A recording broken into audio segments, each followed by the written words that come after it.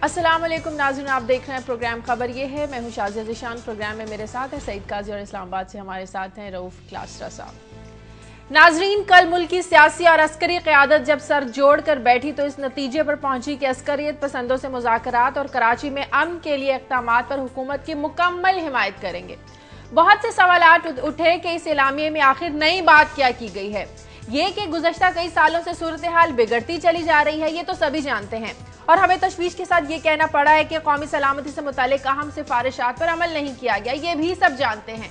तो सवाल ये है कि कल होने वाली एपीसी में क्या कुछ नया मवाद था, कोई नई बात थी जो पहले कभी ना की गई हो। आज हम इस पर बात करेंगे। साथ ही हम आपको बताएंगे कि वज़ीर आज़म मियां नवाज शरीफ कहते हैं कि हम 3 मसाइल पर सियासत नहीं करेंगे: दहशतगर्दी का खात्मा, मईशत की बहाली और तवानाई का बहरान। तो क्या मुस्लिम लीग नून ने इलेक्शन के दिनों में अपने मंशूर में इन तीनों मसाइल का जिक्र नहीं किया? क्या इस पर अवाम का मैंडेट नहीं लिया? तो अब ये मसाइल सियासत से कैसे निकल सकते हैं? आज हम इन 2 अहम खबरों पर बात करेंगे, लेकिन इसके साथ ही क्लासा साहब और काजी साहब भी आपसे अपनी खबरें शेयर करेंगे। जी काजी साहब। काजी, मैं एक बड़े सेलिब्रेटेड कॉलम निगार हैं गार्जियन के जॉर्ज मोबियों, उनके एक कॉलम से मैंने कुछ फैक्ट्स, बड़े दिलचस्प उन्होंने कुछ फैक्ट्स इकट्ठे किए हैं ओवर द ईयर्स के। ये जो अक़वाम मुत्तहिदा में वीटो जो किए गए, किस लिए किए गए, और असले और ये जो सारिन गैस और ये इसकी आजकल बातें हो रही हैं केमिकल वेपन्स की, हाँ। किस मुल्क के पास कितने वेपन्स हैं केमिकल, किसने कहाँ कहाँ इस्तेमाल किए, ये बड़ी दिलचस्प डिटेल है जो मैं मुख्तसरन डिस्कस करूँगा। और एक और बड़ी खौफनाक स्टोरी वो ये कि हम और तो कुछ ठीक कर पाएँ या ना कर पाएँ, मगर कल जहाँ पे ये मीटिंग हो रही थी इस्लामाबाद में, वहाँ की आज जो हाई कोर्ट है उसमें आईजी जो है, वहाँ के इंस्पेक्टर जनरल जो है इस्लामाबाद के, उन्होंने आके बताया है कि सिर्फ इस्लामाबाद की एक जो मंडी है, सब्जी मंडी और फ्रूट मंडी, वहाँ से 45 लाख रुपए माहाना का भत्ता इकट्ठा किया जा रहा है। और 2 ग्रुप्स हैं वहाँ पे, और बड़ी शशदर थी हमारी कोर्ट भी, और जिन्होंने कहा कि ये ठीक हमारी नोज़ के नीचे अगर हो रहा है तो क्यों हो रहा है, तो क्या और तो हम ठीक कर पाएँ या ना कर पाएँ, कहीं इससे पहले कि यहाँ भी हमें इनसे मुज़ाकरात करने पड़ जाए भत्ते वालों से, हाँ। तो मेरे ख्याल में कोर्ट और हमारी जो लॉ एनफोर्समेंट है वो ठीक कर ले। मैं डिटेल शेयर करूँगा कि ये सारी हकीकत और ये फैक्ट सामने कैसे आए। ठीक है, क्लासेस आपके पास चलते हैं। जी क्लासेस साहब, आज आप क्या लेके आए हैं? जी शाजिया, एक इंक्वायरी रिपोर्ट है जो पेश की गई यहाँ पे कौमी असम्बली में पेश की गई, जो हमने निकलवाई है। ये एफबीआर का स्कैंडल है, ये 3.7 बिलियन रुपीज़ के रिफंड का स्कैंडल है। स्कैंडल पहले आ चुका है, लेकिन उसकी जो इंक्वायरी रिपोर्ट है वो आपके साथ शेयर करेंगे कि पाकिस्तान के कौन कौन से हिस्सों से बिग कंपनीज हैं जिनने यहाँ पे एफबीआर के मुलाजमीन या ऑफिशियल के साथ मिल के एक रिफ़ंड का एक स्कैंडल किया था, और कौन उसका ज़िम्मेदार है और किसको क्लीन चिट दी गई है और इसमें क्या इन्वेस्टिगेशन हो रही हैं, वो आपके साथ डिटेल शेयर करेंगे आज। ठीक है क्लास साहब, कल की एपीसी के हवाले से पहले बात कर लेते हैं। आपने भी एलामिया देखा होगा, तमाम सियासी जमातों ने दहशतगर्दी को एक नासूर, एक लानत करार दिया, ड्रोन हमलों पर एहतजाज की बात की, अमन की बात की, माजी का रोना रोया गया कि इससे पहले जो करारदादें मंजूर की गई उस पर अमल नहीं हुआ। आपको कोई नई बात नजर आई इसमें? नई बात तो यकीनन है, और बड़ी ख़तरनाक बात भी है शाजिया, कि पाकिस्तान ने पहली दफ़ा कहा कि हम यूएनओ जाएंगे, सिक्योरिटी काउंसिल में जाएंगे और ड्रोन्स का मामला उठाएंगे कि हमारी सरजमीन पर यहाँ पे अमेरिकन जो है वो अटैक कर रहे हैं, और उसमें सिक्योरिटी काउंसिल की उसमें उनको वो नहीं है, करारदाद में कोई उसकी मंजूरी नहीं है, कोई इसकी अप्रूवल नहीं है, जैसे ऐसा सच हम देखते हैं कि यूएनओ की अप्रूवल चाहिए। एक तो ये बड़ी नई बात मेरा ख्याल है कि ये एक चीज़ जो इसमें मिसिंग है, मैं इस पर भी आता हूँ कि इसकी क्या इम्प्लीकेशन हो सकती है। एक जो चीज़ मिसिंग है कि जब ये चाइना गए थे जुलाई में यहाँ पे वज़ीर आज़म नवाज शरीफ साहब, और उन्होंने प्रेस कॉन्फ्रेंस की थी वहाँ पे, और सहाफ़ियों से मुलाकातें हमारी भी वहाँ पे होती रहती थी, उनसे आते जाते कि रास्ते में 1-2 दफ़ा हुई, तो उन्होंने बड़ी इंपॉर्टेंट बात की थी। वो कहते थे कि हमें अगर ड्रोन अपने रुकवाने हैं पाकिस्तान में तो हमें अपनी मदद आप भी करनी पड़ेगी, हमें भी कुछ करना पड़ेगा। उनका मकसद ये था कि अगर हमारा घर में अगर ट्रबल है, अगर पाकिस्तान की सरजमीन जो है अगर वो दहशतगर्दी के लिए इस्तेमाल हो रही है, तो हमें वो रीजन भी ख़त्म करनी पड़ेगी जिस वजह से वो दहशतगर्दी हो रही है, और दहशतगर्दियों को भी थोड़ा सा रोकना होगा ताकि वो ज़मीन यहाँ से इस्तेमाल ना हो और पाकिस्तान की सरजमीन पर ड्रोन अटैक्स ना हो। तो ये हम तवक्को कर रहे थे कि शायद इस तरह की चीज़ भी इसमें ये डिक्लेरेशन में शामिल होगी, जिसमें कहा जाएगा कि ये जो पाकिस्तानी सरजमीन है ये दहशतगर्दी के लिए इस्तेमाल नहीं होगी अपने हमसाया मुल्कों के खिलाफ, चाहे वो अफगानिस्तान हो, इंडिया हो या ईरान हो या चाइना हो, जो मेन ममालिक हैं।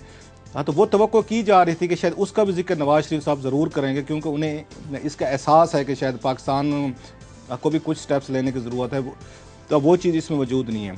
मैं अब थोड़ा सा यूएनओ पे बात करूंगा, जो पाकिस्तान ने इतना बड़ा एक रिस्क लिया है। इससे पहले शायद मेरा ख्याल है आपको याद होगा बेनज़ीर भुट्टो साहबा की जो इन्वेस्टिगेशन कराई गई थी वो हमने यूएनओ से कराई, स्कॉटलैंड यार्ड आए, उन्होंने आकर इन्वेस्टिगेशन की।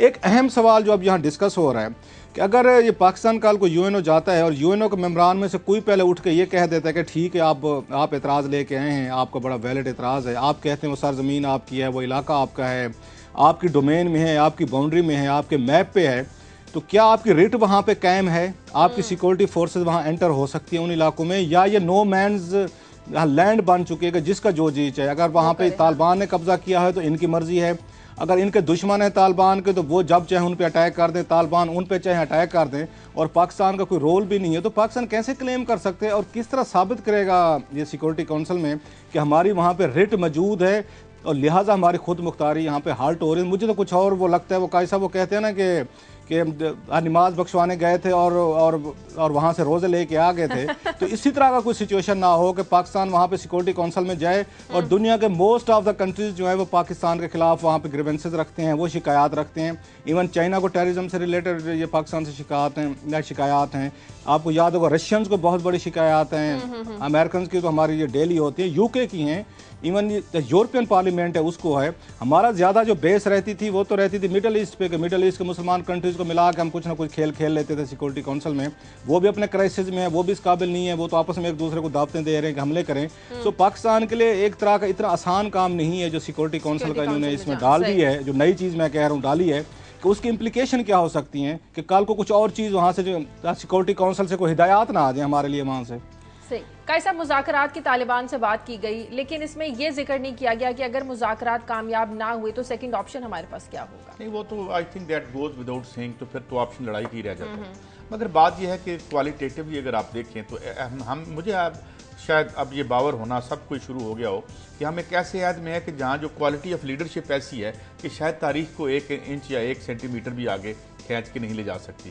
ये तीसरा बड़ा एक अहम हिस्सा जो टेक अप किया, बड़ा अप्रिशिएट करते हैं मुस्लिम लीग नून ने, बड़े बड़े इश्यूज़ को कम अज़ कम टेक अप तो किया। मगर टेक अप जब किया, मिसाल के तौर पे पहले एनर्जी के इशू को टेक अप किया, तो एनर्जी के इशू में भी हमने देखा कि जो स्टेटस को है उसको डिस्टर्ब नहीं किया, पैसे इकट्ठे करके दे दिए और 2018 की डेट दे दी। उसके बाद हम कराची में गए तो बड़ा हाउ हू था कि जी पता नहीं क्या होगा, लेकिन वहाँ भी हमने देखा कि जो पावर स्ट्रक्चर्स वहाँ बने हुए हैं। अभी कल की बात है, हमारे इस प्रोग्राम में जो हम स्पेशल ट्रांसमिशन कर रहे थे तो अरशद शरीफ साहब ने सवाल पूछा, गुडेल साहब जो कि लीडर है PMLN के, तो वो उनसे कहा कि जी ये जो लिस्ट जा रही है इस लिस्ट पे आप एतराज़ आएंगे। तो अच्छा ये भी हो गया। अब यहाँ अगर आप तीसरा इशू देखें तो इसमें भी आप देखें कि कोई ऐसी हमें बुनियादी जो तब्दीली है या कोई एक ऐसी कोई नई बड़ी बात, इसमें हम अक़वाम मुत्तहिदा में जाने की पहले भी बातें करते रहे, हम जाएंगे या नहीं जाएंगे ये अलग बात है। तो मुझे ये लगता है कि अभी कोई जो अभी 90 दिन या 100 दिन हुए हैं, मुझे लगता है मुस्लिम लीग नून की जो गवर्नमेंट है वो कोई बड़ी हलचल पैदा नहीं करना चाहती। इससे पहले भी आप जानते हैं कि ऊपर हाथ जले हुए हैं मुस्लिम लीग के, जो पिछली जो उसकी गवर्नमेंट थी कि उन्होंने एक तब्दीली की या असर्ट करने की कोशिश की तो एकदम से उनके खिलाफ एक कू हो गया और फिर 10 साल rest is the history that everybody knows. तो अब मुझे भी ये लगता है कि ये इशू के साथ ये फ्लर्टेशन तो करते हैं, उसको टेकअप तो करते हैं, लेकिन उसका जो लॉजिकल आवाम देख रहे हैं, लोग देख रहे हैं भाई इसका कोई नतीजा निकाल लें, उसका कोई नतीजा निकाल लें, उसका कोई जो बड़े इश्यूज कौम को दरपेश है। मुझे नहीं लगता कि अभी इस फेज में या बड़े आगाज में कोई ऐसी कोई बड़ा काम करना चाह रहे हैं। लिहाजा ये भी एक इवेंट था, आया चला गया, जमीन पे सिचुएशन वैसी है। अब देखना यह है कि मुज़ाकरात जो हैं वो किस बुनियाद पे होते हैं, शुरू कब होंगे और शुरू कब होते हैं और मुज़ाकरात क्या करें। हाँ। मिसाल के तौर पे क्या ये सूफी मोहम्मद साहब वाला केस होगा कि जब बात शुरू हुई तो उन्होंने कहा नहीं जी कि ये तो हम तो आईन ही नहीं मानते। नाज़रीन, प्रोग्राम में वक्त एक ब्रेक के बाद आकर बात करें।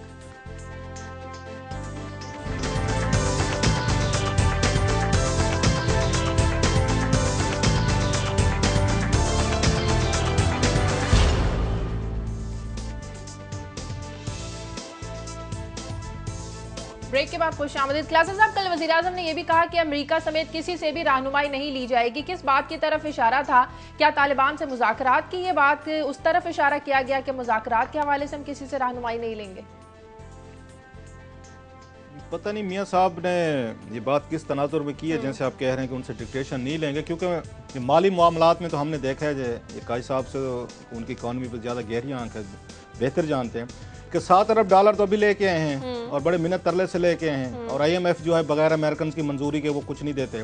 एक तरफ आपके पल्ले धेला नहीं है, 1 रुपया आपकी जेब में नहीं है, खर्चे आपके कम होने वाला नहीं है। 14 कोर्सेज के ऐवान सदर में खाने होते थे, मुकाबले पे जब ये वज़ीर नवाज शरीफ साहब दावत देते हैं ये 14 खानों से बढ़ जाते हैं। अपनी अयाशी आप काम करने को तैयार नहीं है। पैसे का जो जिस तरह का ज़ियाँ हो रहा है वो आपके सामने। फिर कहते हैं हम अमेरिका से डिक्टेशन नहीं लेंगे। 15 अरब 100 से ज़्यादा का लोन पीपल्स पार्टी ने ले लिया था। हमने डोमेस्टिक से लोन की बात कर रहे हूँ, कहाँ से आई थी, कहाँ पे लोन छोड़ के गई हैं। इन्होंने आते ही बैंकों से जितना पैसा उठा लिया है और जितने पैसे इन्होंने ले लिए हैं उसकी तो मेरा ख्याल माजी में कोई आपको मिलती नहीं है। तो ये किस चीज़ की बात कहते हैं, हम डिक्टेशन नहीं लेते या हम बात नहीं करते। 2-4 चीज़ें इसमें बड़ी इंपॉर्टेंट है, कल के हवाले से मैं दोबारा उस पर थोड़ा सा फोकस करना चाहूँगा। ये पाकिस्तान में बड़ा स्लोगन है, लोग बड़े खुश होते हैं, वो जी हम जी अमेरिका के आगे नहीं झुकेंगे, जी हम नहीं डिक्टेशन नहीं लेंगे। 1000 दफ़े ये बात की गई है कि दुनिया भर में डिक्टेशन नाम की कोई चीज़ नहीं होती, मफादात ये नाम की चीज़ें होती हैं। अगर अमेरिकन को आपसे मुझे मफादात हैं वो निकलवाना जानते हैं तो आप अपने मफादात उनसे निकलवा लें और बेहतर तरीके से आप निकलवा लें। हमें इस तरह की चीज़ें ना सुनाया करेंगे हम डिक्टेशन नहीं। मैंने तो कभी नहीं सुना किसी दुनिया के कोई फॉरेन ऑफिस ने या वज़ीर आज़म ने, जो मैं मेन मुल्कों की बात कर रहा हूँ, छोटे मोटे करते रहते होंगे इधर उधर वाले जिनकी सिग्निफिकेंस दुनिया में नहीं होती, इस तरह की बातें हम तो कभी नहीं सुनते होते। और आज अयाज अमीर साहब का बड़ा खूबसूरत कालम है, मैं पढ़ रहा था उसका द न्यूज़ में। मेरा ख्याल है आज अगर जिसका भी हाथ में लगे तो उसको ज़रूर पढ़ना चाहिए। APC के उन्होंने 2-3 बड़ी आज इसी पे इंपॉर्टेंट बातें उठाई हैं, पॉइंट्स उठाए हैं। उन्होंने कहा जनाब जब आपने 500 अरब रुपया बांटना था IPPs में, और जिसमें इनके अपने भी कुछ मिनिस्टर्स के शेयर शामिल हैं और बहुत बड़े मियाँ साहब जो हैं जो जहाज़ लेके इनके साथ चाइना भी गए थे और उनकी कंपनी सुना है उन्हीं के बैंक से पैसे लोन लेके वापस उन्हीं को कर दिए गए हैं, उन्हीं की IPPs को। तो अयाज अमीर साहब लिखते हैं कि उस वक्त तो आपने यहाँ पे वो नहीं बुलाई, APC बुलाई कि हजूर हमने 500 अरब रुपए मुल्क के निकाल के देने हैं पार्टीज को, जरा मशवरा दें हमें, हमने क्या करना है। बल्कि शेख रशीद ने एक क्वेश्चन आवर में वहाँ सवाल डाला हुआ है, उसमें उन्होंने पूछा था कि इतना बता दें कि 500 अरब रुपए जो आपने दिए हैं, पेमेंट की है, ये कहाँ से आए हैं, किस किस से आपने बैंक से लोन लिया है, आपने कौन कौन से इदारे से निकाल के दिए हैं। उसका जवाब जो इसहाक डार साहब ने लिख के दिया है वो क्लासिक डॉक्यूमेंट है, पढ़ने वाला है। उन्होंने जवाब नहीं दिया, कौम को ये नहीं बताया। जहाँ पे एतमाद में लेने की जरूरत थी पार्लियामेंट मौजूद है, क्वेश्चन आवर में आ रहा है कि हजूर ये 500 रुपया कहाँ से आया है। इसहाक डार ने शेख रशीद के सवाल का जवाब नहीं दिया, एक चीज़।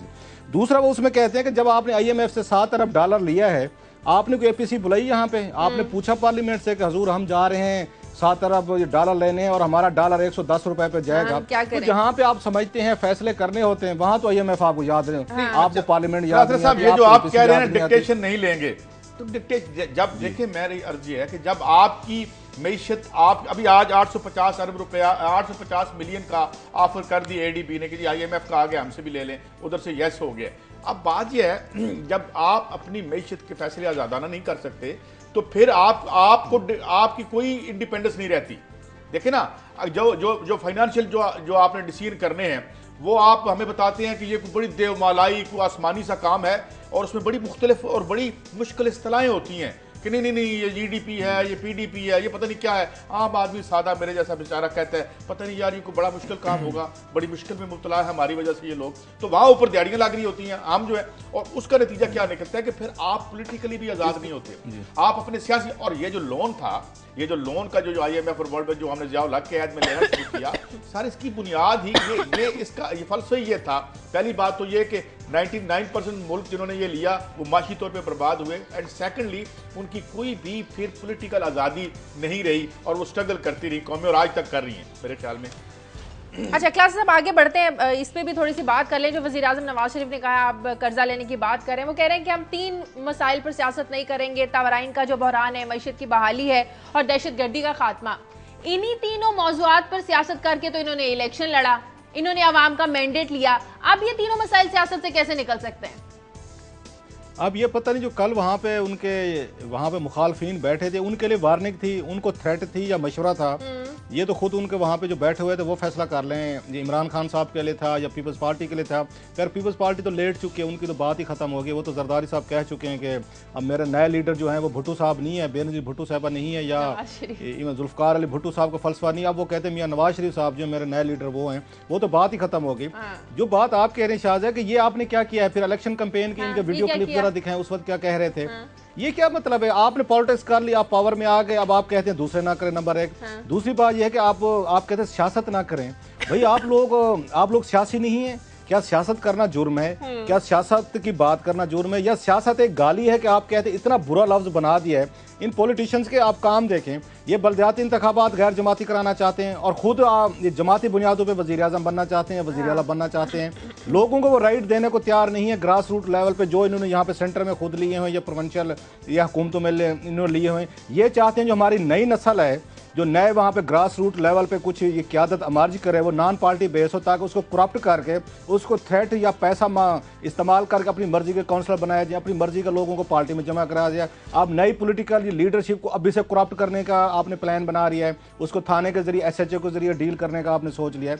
सो ये जो बात कहना कि आप कोई सियासत ना करें, ये मतलब ये है कि आपसे ना पूछा जाए कि 500 अरब रुपया जो आपने IPPs को दिया ये कहाँ से आया था, ये कैसे आपने USF ये फंड का जी हाँ, और आपको ये ना पूछे कि मैशियत की बहाली का क्या हुआ, दहशतगर्दी का खात्मा कोई ना पूछे, आपसे कोई ना पूछे कि आपने लोड शेडिंग का खात्मा करना था, कैसे हुआ, नहीं हो रहा। आपसे कोई ना पूछे कि आपने डॉक्टर उनका, मैं हफीज शेख का एक इंटरव्यू पढ़ रहा था जो पाकिस्तान में नोटिस किया है, बड़ा खौफनाक किस्म का इंटरव्यू है डॉक्टर हफीज शेख का, जो है उनका एक अंग्रेज अखबार में छपा है कुछ दिन पहले। उन्होंने कहा कि इन्होंने यहाँ पे इसहाक डार साहब ने जितना कर्जा और जितने पैसे उठा लिए हैं पहले 3 महीने में, ये पीपल्स पार्टी ने 5 सालों में भी नहीं उठाए। अच्छा। ये आपको हफीज शेख साहब का मैं कह रहा हूँ। उन्होंने कहा 3 महीने में जितने पैसे इन्होंने लोकल बैंकों से उठाए हैं, जितने इन्होंने इंटरनेशनल ये मालियाती इदारों से लोन ले लिया है, और जितना इधर उधर से माल इकट्ठा कर लिया मांग तांग के, वो पीपल्स पार्टी ने 5 सालों में नहीं किया था। हालात ये है। अब नवाज शरीफ साहब कहते हैं मुझसे ना पूछें भाई, इसका नतीजा तो जो ये इकोनॉमिक जो उसके जाहिर है हर जो माशी अमल है या जो इकदाम है उसका नतीजा होता है। लेकिन बात ये देखें, ये जो जिन चीज़ों की उन्होंने बात की है ना, इन पे सियासत नहीं हो रही, इन पे मैशत हो रही है। IPPs पे भी मैशत हो रही है, सियासत नहीं हो रही।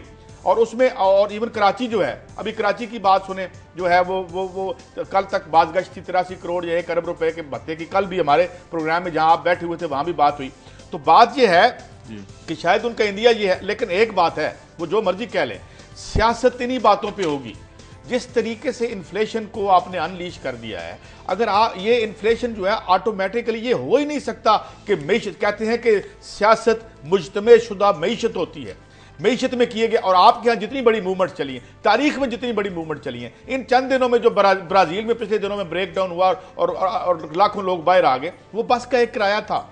इसी तरीके से यहाँ अयूब खान के खिलाफ जो मूवमेंट चली, वो 25 पैसे बढ़े थे चीनी की कीमत में।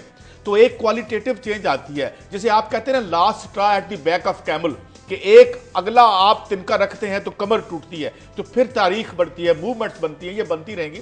सियासत इसी पे होगी, मगर कितनी देर ये सियासत नहीं होती, या जो लोगों का पेशेंस है या जो लेवल है उनका, वो किस हद तक है, ये मैं नहीं कह सकता, मगर मुझे लगता है जल्दी आ सकता है अगर इसको ठीक ना किया। सियासत कर चुके, वो दूसरों को वार्निंग दे रहे हैं कि उनसे ना पूछा जाए कि इस पर सियासत ना करें, आपने जो वादे किए थे उनका क्या किया। एक कॉलर ले लेते हैं अमेरिका से, फेरोज। हेलो जी, अस्सलाम वालेकुम। जी वालेकुम सलाम, जी बोलिए। आपका प्रोग्राम बड़े शौक से देखता हूँ और टाइम निकाल के देखता हूँ, बहुत शुक्रिया। तो बहुत दिनों से मिलाने की भी कोशिश करता हूँ, लेकिन ये है कि आप लोगों से बात नहीं होती है। बहरहाल मैं थोड़ा सा टाइम लूंगा। वो आपके ऑपरेटर ने ये कहा कि भाई वो आज कराची का टॉपिक नहीं है, तो कराची के टॉपिक में बात नहीं हो सकती है, लेकिन मैंने थोड़ा रिक्वेस्ट किया कि प्लीज, क्योंकि मैं 2-3 दिन से ट्राई कर रहा हूँ, नहीं हो रहा है। जी जी जी। तो मैं दोनों साहबान से को मतलब है कि ये कहना चाह रहा हूँ कि कराची का हल एक है, मेरे ख्याल में एक ही है। कराची में जो कराची पुलिस है वो करप्ट है। कराची पुलिस में एक बहुत बड़ी तब्दीली चाहिए। तो इस कराची के हालात को सुधारने के लिए कराची की पुलिस को ठीक है, बहुत शुक्रिया आपका। क्लास आप कराची की वो बात करेंगे, कराची में पुलिस की बेहतरी की गुंजाइश है, पुलिस को बेहतर करेंगे तो कराची के मसाइल हल। पता नहीं, उन्होंने फिरोज साहब की बड़ी मेहरबानी कॉल किया, टाइम निकाल के शो भी देखते हमारा, लेकिन उन्होंने कोई हल नहीं बता सके। ये तो सबको पता है, सिर्फ कराची की पुलिस करप्ट नहीं है। अभी मेरा ख्याल काजी साहब ने जो स्टोरी करनी है उसमें भी उन्हें भत्ता से रिलेटेड उसमें भी पता चल जाएगा। ये तो पूरे मुल्क की एक करप्शन की स्टोरी है। पुलिस वाले तो पैसे दे के भर्ती होते हैं और पैसे लेके वो काम करते हैं, तो इसमें तो कोई ऐसा कोई कोई नया कोई रियासती इंकशाफ अमूर तो को जब नहीं तक किया, मेरा आप ख्याल है। एक बिजनेस और कारोबार समझ के करते रहेंगे, कलाथरा साहब यहाँ अब नहीं होगी। ये बड़ी स्टेट की जो क्रेडिबिलिटी है, इन लोगों ने जो खास तौर पे इसको धंधा समझ के कर रहे हैं वो बर्बाद किया। और ये मुझे लगता है कि अब हम जिस क्रिटिकल पोजीशन पे हैं, एक क्वालिटेटिव चेंज के दाने पे लगते हैं हम, और ये इतने लंबा अरसा चल नहीं सकेगा। चेंज कैसे? मैं ये चेंज जो है वो मुझे तो मैं तो बड़ा इस बारे में क्लियर हूँ क्या कि ये जो आपके पॉलिटिकल जो आपका इलेक्शन का सिस्टम है, इलेक्शन का सिस्टम जो है वो जिसमें सिर्फ 99, फिर वही पुरानी बात होगी जो हम सदियों से कर रहे हैं कि 99% लोगों का इख्तियार है वोट डालना, और 0.1% जो है आपके नुमाइंदे बन सकते हैं। जब जो इलेक्टेड है या जो रिप्रेजेंटेटिव है और जो रिप्रेजेंटेड है, उसके दरमियान जिंदगियों का बोझ ही इतना बड़ा हो, जब समाज के एक किनारे पे कलासरा साहब इतनी रेल फेल हो कि आप शशदर रह जाएं, आपकी चकाचौंध हो दौलत की, और दूसरी तरफ इतनी जिल्लत हो, इतना बड़ा बोझ हो। अच्छा, मुझे एक सवाल का आप जवाब दें, मुझे ये बताएं, एक मुल्क है, एक मुल्क में कुछ लोगों की मैशत तो माशाल्लाह इस तरह दिन दुगनी तरक्की कर रही है, और दूसरी तरफ एक जिल्लत वाली मैशत है। ये दोनों कैसे कंडीशंस को एग्जिस्ट करती हैं एक समाज में? अगर तो मैशत ओवरऑल बर्बाद है तो फिर हमें पता चले ना कि ये BMW में क्यों बैठे हुए हैं भाई, ये जो हमारे हुक्मरान हैं, और ये हमारे आम लोगों को चिंगची भी नसीब नहीं है। Why this? इसको आप कैसे एक्सप्लेन करते हैं? काजी साहब, जो कंसंट्रेशन ऑफ दौलत है, वैसे यूजली जो एक वेलफेयर रियासत में होनी चाहिए कि वो पावरफुल तबकात से, अमीर लोगों से ट्रिकल डाउन हो के वो निचले लेवल तक जानी चाहिए, जिसकी बात आप हमेशा करते रहते हैं। यहाँ तो कंसंट्रेशन ऑफ मनी जो है, जो ये पैसा जो है वो तो गरीबों से अमीरों की तरफ जा रहा है। ये करप्शन क्या चीज़ होती है जिसकी हम बात करते रहते हैं कि अरबों रुपए दे मेंट फॉर ये पुअर पीपल डेवलपमेंट, उनके लिए हैं जो अरबों रुपए हैं जिनकी हम बात करते हैं। तरक्याती फंड्स में घपले हों या कहीं पे कोई महकमे में हम ये करप्शन का स्कैंडल लेके आते हैं, ये वो पैसा है जो हम सपोज करते हैं 1000 बंदे की वेलफेयर के लिए इस्तेमाल होना है। वो पता ये चलता है कि जो 1000 के लिए पैसा है वो आपने बैठ के 2 बंदों ने इस्तेमाल कर लिया है, वो 3 बंदों ने बैठ के उसको आपस में बांट लिया है। ये वो करप्शन है जिसकी वजह से हमारे यहाँ गुर्बत भी बढ़ रही है, और अगेन अकाउंटेबिलिटी के तो अच्छा, एक सवाल और भी आपसे, एक सवाल और है, टाइम ब्रेक का वक्त है। अच्छा, ब्रेक। नाज़रीन, ब्रेक का वक्त है। ब्रेक के बाद जब वापस आएंगे तो बात करेंगे कि FBI की इंक्वायरी रिपोर्ट में किस किस्म के इंकशाफात किए गए हैं, ये आपसे शेयर करेंगे ब्रेक के बाद।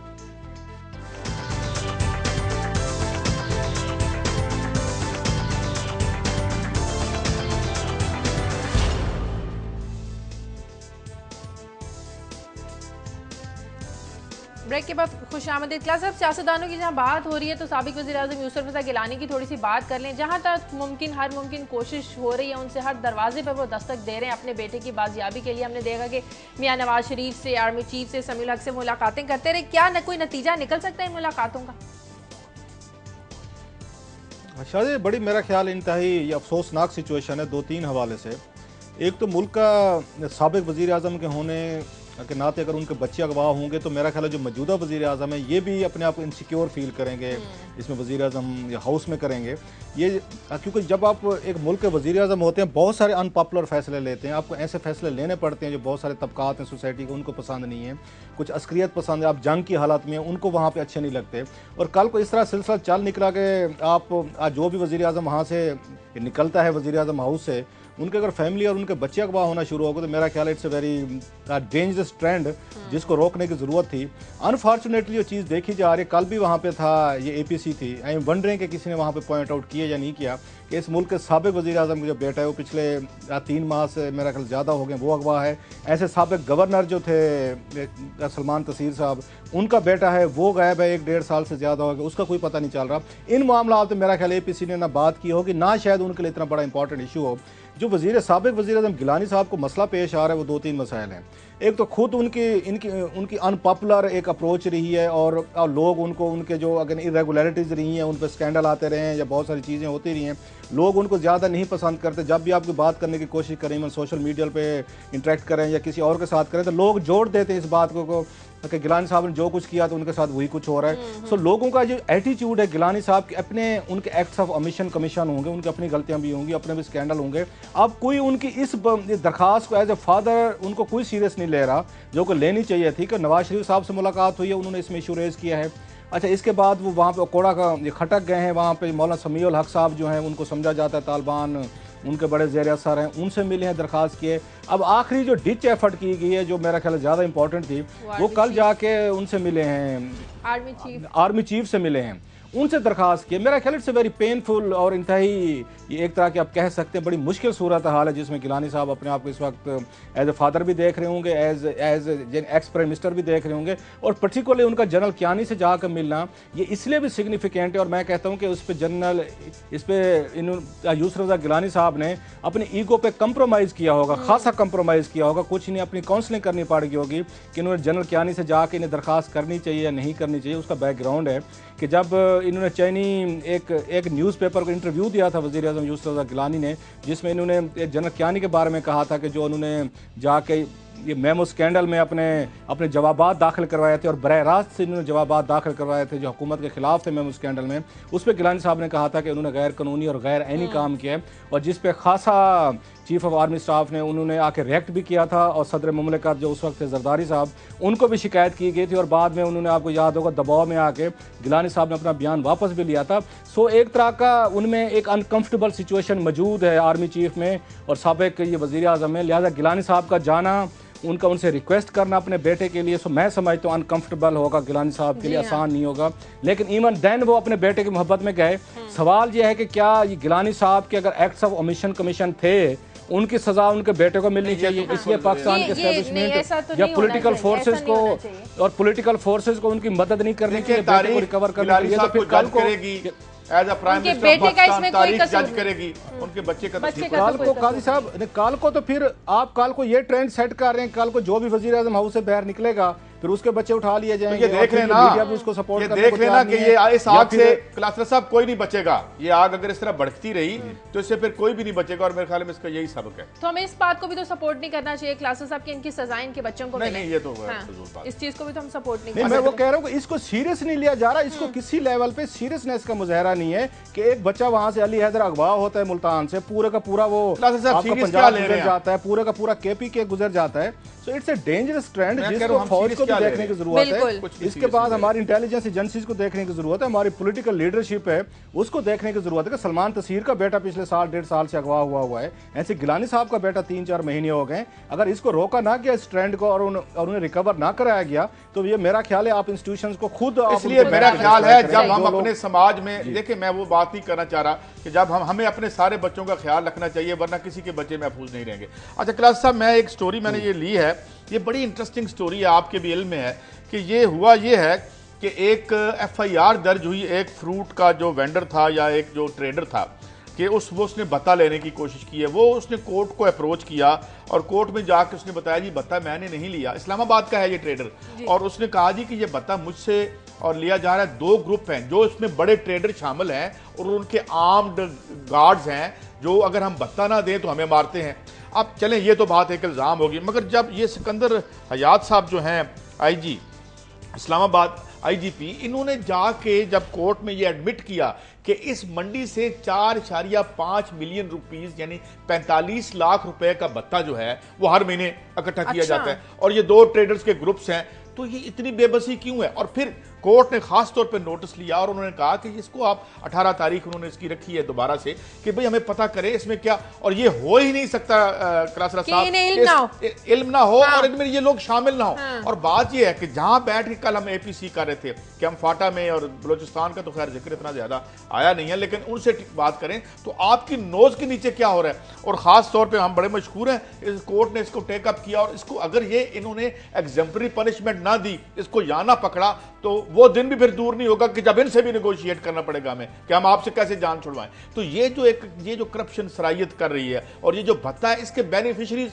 सिर्फ वो नहीं है जो गैंगस्टर्स हैं, इसके बेनिफिशरीज वो हैं जो उनको प्रोटेक्शन देते हैं और वो रियासत में जो है वो कहीं ना कहीं बराजमान है कुछ न किसी न सीटों पे। तो ये इस्लामाबाद की हम कहानी सुना रहे हैं। साहब ऐसे तो नहीं हो सकता कि इस्लामाबाद में सियासी कायदीन की नाक नीचे इतना भत्ता वसूल किया जा रहा है और उन्हें इल्म ही ना हो, क्या ब्यूरोक्रेट्स को कम से कम पता ही ना होने। ये चीज़ जो काजी साहब जिस स्टोरी का हवाला दे रहे हैं, इस्लामाबाद में रोज़ाना एक अर्थ शेकिंग किस्म की यहाँ पे इंकशाफात आते हैं और हम यही समझते हैं कि शायद बस इस पे बस हो जाएगी। ये जो बात बता रहे हैं ये इसलिए भी ज़्यादा खौफनाक है कि आपका बिल्कुल इस्लामाबाद की सब्ज़ी मंडी जो है ये यहाँ से बिल्कुल करीब ही है, इतनी ज़्यादा, और ये पुलिस लाइन के करीब है जहाँ पे इनकी अपना पुलिस हेडक्वार्टर है, GHQ है पुलिस का इस्लामाबाद का, ये उसके बिल्कुल बगल में है। ये आप ये कायद साहब का भी इस्लामाबाद आप भी पूरा जानते हैं, ये बिल्कुल बगल में है जहाँ से लिया जा रहा है। और यकीनन इसमें इस्लामाबाद की पुलिस की उसकी मंशा के बगैर ये भत्ता नहीं लिया जा सकता। ये भत्ता कल्चर बड़ा इंटरेस्टिंग है कायद साहब, आप और मैं, मुझे याद है जब हम जाते थे स्कूलों में जाते थे, वैगन माफिया, ट्रांसपोर्ट माफिया, वहाँ भी हम गुंडे देखते थे, बदमाश देखते थे, बचपन से देखते हैं, जो वैगन वालों से पैसे ले रहे होते थे, उनसे पकड़ रहे होते थे। ये वो कल्चर है जो ऐसा ऐसा फैलता हुआ अब पूरे मुआशरे में फैल चुका है। इस्लामाबाद की जो पुलिस है, जो मुझे लग रहा है यहाँ पे वो अगेन सिकंदर आजाद साहब बड़े अच्छे बंदे होंगे, रेपुटेशन भी अच्छी होगी, लेकिन मामलात उनसे संभलते मुझे लग नहीं रहे।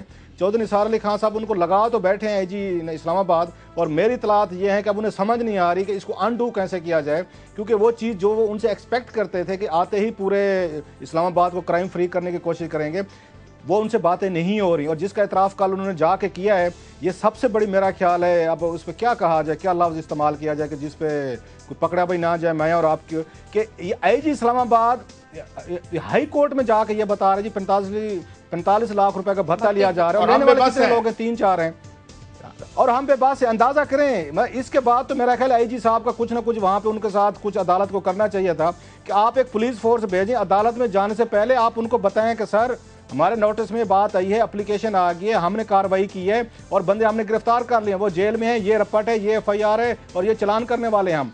पता ये चला है कि SHO साहब जो हैं उसी ये सब्जी मंडी से रिलेटेड, अगेन जो मैं कहूँगा जो इस्लामाबाद का पुलिस का GHQ है उसकी बगल में ये सब्जी मंडी वाक़ है, वो मसूफ इस जुर्म में शामिल हैं। ये लूट मार का सिलसिला जो है, जिस तरह के भत्ता कल्चर, ये कराची पहुंच गए हैं। मतलब हमारी कौम जो है यहाँ इस्लामाबाद से उड़ी है, उड़ के अपना जहाज अलहदा लेके गए हैं, 50-60 अपने साथ वजीर लिए हैं, वजीरों ने अपने 3-3 स्टाफ लिए हैं, 200-250 बंदा इस्लामाबाद से उड़ा है, कराची में गया, 3 दिन रहा है वहाँ पे, साथ में साफ़ी भी गए थे, उनको भी बताया गया था आए आपको ब्रीफ करेंगे, हम कराची पे कर रहे हैं। वो पता ये चला है कराची तो छोड़ें, अपने घर के मामला जो वहाँ भत्ता कल्चर इंपॉर्टेंट हो गया।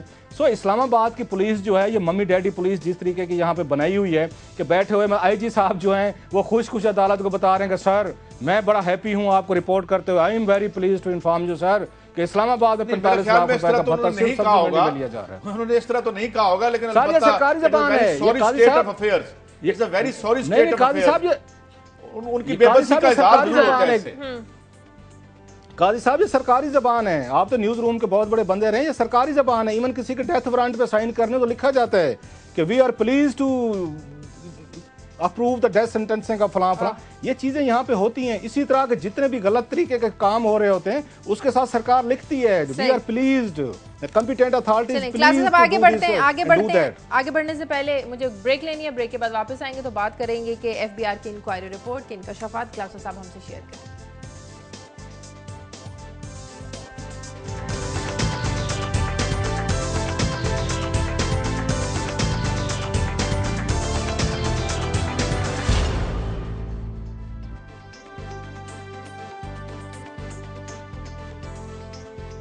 ब्रेक के बाद खुश आमदेद।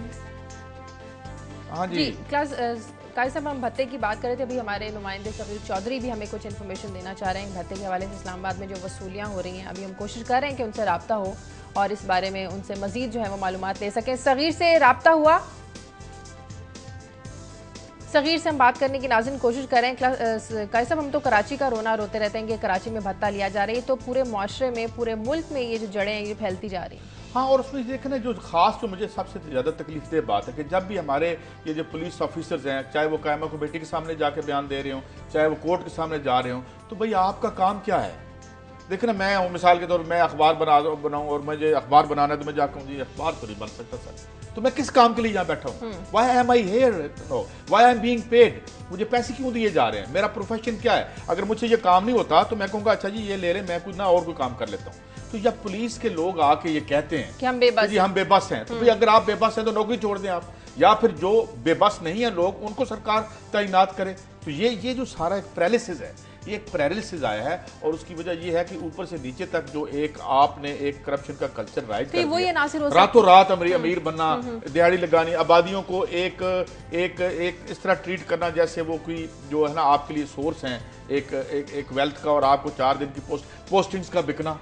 हमारे यहाँ ये सारी जो चीज़ें रिलेटेड हैं कि जी बात फला थाना है, वो जी वो इतना उधर से इतना इकट्ठा हो रहा है, ये जो हम बातें सारी सुनते हैं, अब हमारे पास कोई वजह नहीं है, सबूत तो हमारे पास कोई ऐसा पैल्पेबल नहीं है, लेकिन जो हम बादी नज़र में हमें नज़र आ रहा है जिस तरीके से, इसका मतलब ये है कि हर जगह पे ये बिक रहे हैं। और ये जो सही, सगीर हमारे साथ लाइन पे है। जी सगीर, आपके पास क्या इन्फॉर्मेशन है? शायद मेरे पास तो बहुत खौफनाक इन्फॉर्मेशन है, चूंकि हम तो इस स्टोरी को पहले ही ब्रेक कर चुके हैं और ये जो बत्ता के हवाले से बड़ी खबरें अब गर्दिश कर रही हैं, तो हमने कुछ दिन पहले ये खबर ब्रेक की थी कि इस्लामाबाद और रावलपिंडी से 100 से ज्यादा अफराद अब तक 1 अरब से ज्यादा बता दे चुके हैं और ये पुलिस की एक खुफिया ब्रांच है, उसकी एक जारी करदा रिपोर्ट है और बाकायदा तौर पर हमने रिपोर्ट भी हासिल की थी और उसमें उस फहरिस्त में 100 से ज्यादा लोगों के नाम भी शामिल थे जिन्होंने बता दिया है और उसमें कुछ लोग ऐसे भी शामिल थे जिन्होंने बता देने से इनकार किया और उन्हें फिर कत्ल कर दिया गया। और सगीर ये बताएं कि यहाँ पर भी कराची की तरह आके पर्चियां दी जाती हैं, गोलियां दिखाई जाती हैं, आकर धमकियां दी जाती हैं, यहाँ पर भत्ता लेने का क्या तरीका? और दूसरा ये बताएं कि क्या ये रिपोर्ट जो आई है इसमें पता चला है कि ये लेने वाले कौन है, कौन से क्रिमिनल गैंग्स हैं, इनकी बैकिंग कौन कर रहा है? भाई साहब बिल्कुल पता चला है, ये तालिबान भी हैं और कुछ लोकल ग्रुप्स हैं और ये बाकायदा वाज़ेह तौर पर रिपोर्ट में लिखा गया है कि ये जो रकम है दुबई ट्रांसफर होती है हुंडी और हवाला के जरिए यहाँ से। और अब ये भी हम यहाँ से कह सकते हैं और मेरी इंफॉर्मेशन है और ये बिल्कुल जराए का ये कहना है कि यहाँ इस्लामाबाद के एक बहुत बड़ा ग्रुप है, वो मंथली 50 लाख रुपए जो है वो भत्ता देता है। उसके साथ 50 करोड़ की 5 करोड़ की डील हुई थी, लेकिन 50 लाख रुपए मंथली वो एक ग्रुप भत्ता दे रहा है और 1 अरब से ज्यादा भत्ता दिया जा रहा है। पर्चियों के जरिए भत्ता दिया जाता है, टेलीफोन के जरिए पहले कॉल की जाती है और उसके बाद भत्ता वसूल किया जाता है और ये लोग पुलिस को बताते भी नहीं है। और पुलिस की जो खुफिया ब्रांच है उसकी जानिब से और जो खुफिया अदारे हैं उन्होंने भी बाकायदा तौर पर इस पर रिपोर्ट शाया की है। और जब ये आईजी कल इस्लामाबाद हाई कोर्ट में बैठकर ये बता रहे थे कि 45 लाख रुपए 2 ग्रुपों के माबैन जो है वो भत्ते का तनाजा है, तो उस दौरान खन्ना पुल एक छोटी सब्जी मंडी है, वहां पर एक FIR दर्ज हुई और हमारे पास कुछ लोग आए थे कि असले के जोर पर वहां से भी भत्ता लिया जाता है और फी रेडी जो है वहां 400 से 500 रुपए तक अफगानी ग्रुप जो है वो भत्ता ले रहे हैं। और आज ये खबर हमें मिली है थोड़ी देर पहले कि उस अफगानी ग्रुप का एक जो रुकन है उसको गिरफ्तार किया गया। तो पुलिस इनके खिलाफ कार्रवाई करने से कासिर क्यों है? सगीर, एक शायद साथ में मैं आपसे एक सप्लीमेंट क्वेश्चन, सगीर साहब, ये मुमकिन है कि आप तो खैर बड़ी आंख रखते हैं, बड़ी निगाह रखते हैं और you are one of the best crime reporters in town, ये जरा बताइएगा ये सगीर साहब, पुलिस इसमें मुलव्वस है? बगैर पुलिस के मुलव्वस हुए तो ये काम नहीं होता। आप जरा ये हमें अंदर की कहानी बताएंगे, पुलिस कितनी मुलव्वस है और इस भत्ते में से इनको कितना हिस्सा जा रहा है इस्लामाबाद की मम्मी डैडी पुलिस को? क्लासा साहब शुक्रिया, आपने बहुत ही एक अच्छा पॉइंट रेज किया है। पुलिस के बगैर ये बत्ताखोरी हो ही नहीं सकती, क्योंकि जो लोकल ग्रुप हैं वो पुलिस की मावनत उनको मुकम्मल तौर पर शामिल होती है। खास तौर पर जो सब्जी मंडी का एरिया है वहां पर SHO की मावनत के बगैर ये मामला हो ही नहीं सकता। और खुफिया अदारों की रिपोर्ट है इसमें मौजूद है कि SHO इसमें मुलव्वस है और इसके अलावा जो FIR कल हुई है उसमें ये इंकशाफ हुआ है। आप इसको हैरान होंगे इस इंकशाफ को देखकर कि FIR में लिखा हुआ है कि CDA के अफसरान जो है उनकी मिली भगत से ये भत्ता वसूल किया जा रहा है और कई सालों से वसूल किया जा रहा है। और अब बाकायदा तौर पर FIR मौजूद है, लेकिन उसके बावजूद जो है वो पुलिस कार्रवाई करने से गुरेजा है और पुलिस कार्रवाई क्यों नहीं कर रही? एक सगीर लास्ट क्वेश्चन, इस्लामाबाद के नए या IG साहब आए थे सिकंदर अजाज साहब, अच्छी रेपुटेशन समझी जाती है, लेकिन लोगों को मायूसी होना शुरू हो गई है कि एक अच्छा होना अपनी जगह पे होगा, ईमानदार होना अपनी जगह पे होगा, लेकिन जो बंदा डिलीवर ना कर पा रहा हो तो उसके बारे में क्या आपके पास इंफॉर्मेशन है कि सिकंदर अजाज साहब को खासा अरसा हो गया, अब तक कोई हमें बेहतर रिजल्ट नहीं मिल रहे? आपकी क्या राय है सिकंदर अजाज के बारे में? आप क्राइम रिपोर्टर हैं, बेहतर चीजें समझते होंगे। यकीनन क्लास हम भी एक्सपेक्ट कर रहे थे अब क्राइम में कमी आएगी और जो इस तरह का नसूर है खास तौर पर जो भत्ता के हवाले से है यहाँ पर इस्लामाबाद में वफाकी दारुल में उसमें कमी आएगी, क्योंकि जो सिकंदर अयाज साहब हैं वो SSP इस्लामाबाद भी रह चुके हैं और उन्हें बहुत एक्सपीरियंस है इस हवाले से। लेकिन अब हम ये देख रहे हैं कि शायद वो चीज डिलीवर नहीं कर पा रहे, या शायद उनके हाथ बंधे हुए हैं, या वो बहुत लिमिटेड किस्म की कार्रवाई कर रहे हैं। चूंकि कल में अदालत में जो उनका बयान आया है उसके बाद ये हम देख सकते हैं कि सिकंदर अयाज साहब उस तरीके से डिलीवर नहीं कर पा रहे जब वो SSP ऑपरेशन थे। ठीक है साहब, अब तो बात ही खत्म होगी ना। जिस तरह सगीर कह रहे हैं कि जी ये इसमें इंटेलिजेंस की रिपोर्ट में जो है पुलिस वाले भी हैं जो, तो फिर अगर रियासत के जो रिप्रेजेंटेटिव्स हैं इदारों में बैठे हुए हैं तो ठीक है, ले लें भाई। आप जो है वो पहले हम टैक्स देते थे, अब टैक्स तो फिर खत्म हो जाएगा, तो फिर आप भत्ता ही ले लें। भत्ता ही चलेगा। जी कायद साहब। अच्छा अखिलास साहब, मैं एक तो स्टोरी आपसे शेयर, स्टोरी नहीं है ये, मैं आपसे शेयर करना चाहता हूँ। एक जॉर्ज मोबियो बड़े सेलिब्रेटेड कॉलमिस्ट हैं, उन्होंने आज गार्जियन में एक कॉलम लिखा, तो उसमें मैंने 4-5 फैक्ट्स निकाल के ले आया हूँ। हैं तो इंटरनेशनल, मगर हमें लोकल भी इसकी समझ, हमें एक आईना नजर आएगा। एक तो उन्होंने बताया कि 67 ईयर से जो अक़वाम मुत्तहिदा है, इसको रिफॉर्म करने की कोशिश की जा रही है, और वो वहाँ जो डेस्पोटिज्म है, वहाँ जो डिक्टेटरशिप है, 5 लोगों की जो वीटो कर सकते हैं, उसको रोका जाता है।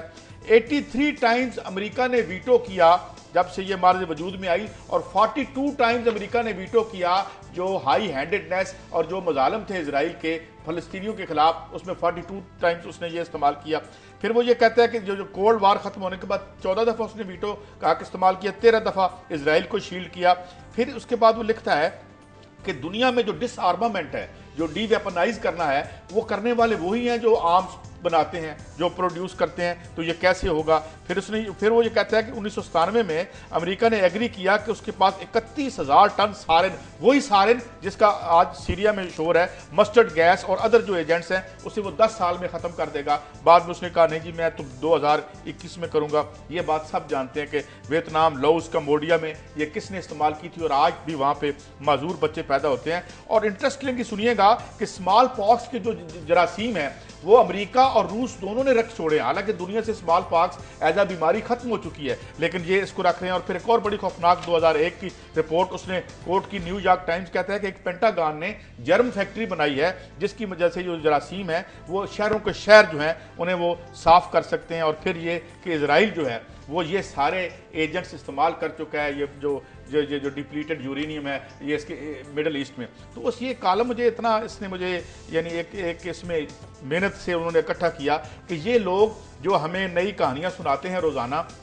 वो खुद दरअसल जो है वो इसके हैं। और एक मैं और बात, इससे पहले कि वो कमेंट करें मैं भूल जाऊंगा, क्लासा साहब कल मुझे DGPR से एक आया था एक मोहब्बतनामा, जिसमें उन्होंने हमारी स्टोरी के हवाले से ये कहा कि ये जो स्पेशल सेक्रेटरी हेल्थ हैं बाबर अयाद तारड़ साहब, इनका कुछ लेना देना नहीं है डॉक्टर आजम तारड़ EDO हेल्थ हाफिजाबाद से। ये स्टोरी थी उनकी, हमारे जो रिपोर्टर हैं, बड़े बड़े प्रॉमिसिंग रिपोर्टर हैं कैसर नदीम साकी जो हैं, बहरहाल we last came to revisit his facts as well, और स्टोरी को हम जो है वो दोबारा से इसका फॉलो अप भी करेंगे, लेकिन उनका राइट बनता है कि हम उनका वर्जन भी लें। तो ये अब क्लासर साहब की तरफ मैं बॉल टॉस करता हूँ। एक तो पहले ये जरा जो फैक्ट्स हैं, ये जो जॉर्ज मोबियो ने लिखे हैं, तो हम कैसी दुनिया में रह रहे हैं कि जो जराइम पेशा लोग हैं उन्हीं से हम मांग रहे हैं कि हमें असले से पाक करें इस दुनिया को।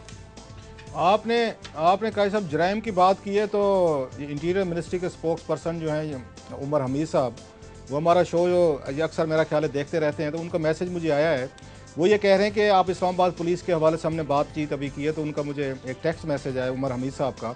वो ये कहते हैं कि हमने इंक्वायरी अपनी मुकम्मल कर ली है। जो सिकंदर का इंसिडेंट हुआ था, जिसमें इस्लामाबाद पुलिस की नाअहली, नाकामी, वटेवर जो भी थी, उनको डॉक्यूमेंट भी किया है, और जिन अफसरान के खिलाफ कार्रवाई होनी है इसमें, और मेरा ख्याल बहुत बड़ा शेकअप वो करने वाले हैं, उसकी पूरी रिपोर्ट और जो प्रपोज वहाँ पे स्टेप्स हैं जो इस्लामाबाद पुलिस के खिलाफ लिए जा रहे हैं, वो सुप्रीम कोर्ट ऑफ पाकिस्तान में भत्ते वालों को पकड़ रहे हैं। साहब भत्ते वालों को पकड़ रहे हैं या नहीं पकड़ रहे, उसके बारे में क्या कहते हैं वो? भत्ते वालों अभी तो सिर्फ उन्होंने पुलिस की परफॉर्मेंस की बात की है। जो यहाँ इंसिडेंट हुआ था सिकंदर का, जिस पे सुप्रीम कोर्ट ऑफ पाकिस्तान ने सुओ मोटो भी लिया था, उसकी इंक्वायरी मुकम्मल हो गई है, जो कि ये जुमे वाले दिन पेश कर रही है इंटीरियर मिनिस्ट्री सुप्रीम कोर्ट के सामने। और जिसमें जो बड़ी खबर ये है कि जो वहाँ पे अफसरान थे जिनकी नेग्लिजेंस सामने आ रही है, उनके खिलाफ इंटीरियर मिनिस्ट्री की इंक्वायरी रिपोर्ट में या कुछ आप कह सकते एक्शन प्रपोज किए गए हैं। वो तमाम एक्शन जो है वो सुप्रीम कोर्ट के सामने पेश किए जाएंगे कि हम इस्लामाबाद पुलिस के किस किस अफसर के खिलाफ क्या कार्रवाई करने वाले हैं। और प्लस जो इंपॉर्टेंट चीज़ है, अब मुझे नहीं समझ आती कि उसकी ज़रूरत थी या नहीं थी इस रिपोर्ट में, कि रिकमेंडेशन भी पेश की जा रही है सुप्रीम कोर्ट ऑफ पाकिस्तान को कि हम इन लाइन पे हम इनको इम्प्रूव करना चाहते हैं इस्लामाबाद की पुलिस को।